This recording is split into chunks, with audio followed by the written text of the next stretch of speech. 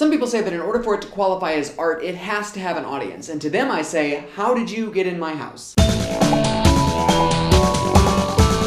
I'm Magic Turtle 643 and this is The Orange Show. Don't you love that I painted an entire room orange just for this and then it turned out that it looked crappy compared to the orange curtain I was already using?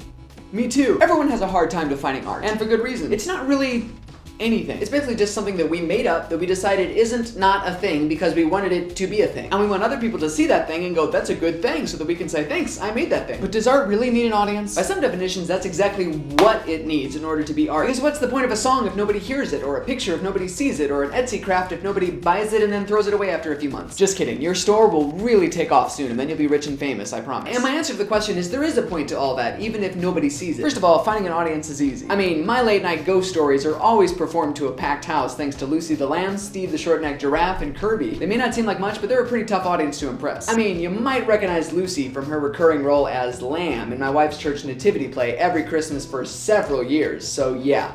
I think she knows a thing or two about good theater. But even if you don't have stuffed animals, art doesn't need an audience at all. And for a few reasons, let's consult the Orange Notebook. Reason number 1, Dean is cuter than Sam.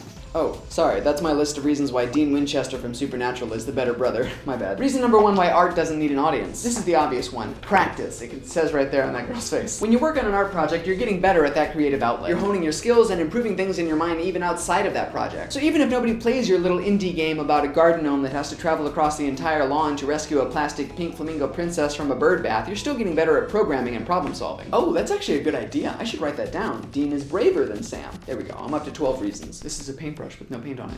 Reason number 2 that art doesn't need an audience. Art is fun. A lot of people, like me, make things because it makes them feel fulfilled. It gives them a sense of accomplishment. And it just plain gives you something to do besides watch Supernatural, which is already pretty fulfilling on its own. Lots of popular musicians crank out tons of songs that they never release to the public. Does that mean that those songs don't qualify as works of art just because they don't vibrate the little hairs inside your head cavity? No, of course not, because somebody still enjoyed those songs and got something out of them. The person who created them. Which brings me to my last point. All art does have an audience, even if it's just an audience of one. You. Pick up my shoe. What does it matter how many people view your work? It could be millions, it could be 5. Which is to say, your art should make nobody happier than it makes yourself. I do pretty much everything I do for me. I make something that I think I would enjoy if I were an outsider. And it's not narcissistic to say, hey, I like the thing I made. I mean, and you may not. Lots of people hate the things they do. But you still got something out of the finished product. So how many people see the thing is really just a number, but it never drops below 1. Unless you have some sort of weird amnesia where you forget everything you've done right after you do it, and it also magically physically disappears right after it's finished. Sometimes I wish certain things I made disappeared right after I finished them, you know what I mean? For example, this book, or this drawing, or this song.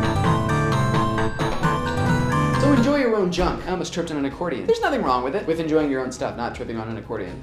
But there's nothing wrong with that either. You know what? Trip over accordions all you want. I'm not here to judge. But I prefer mandolins.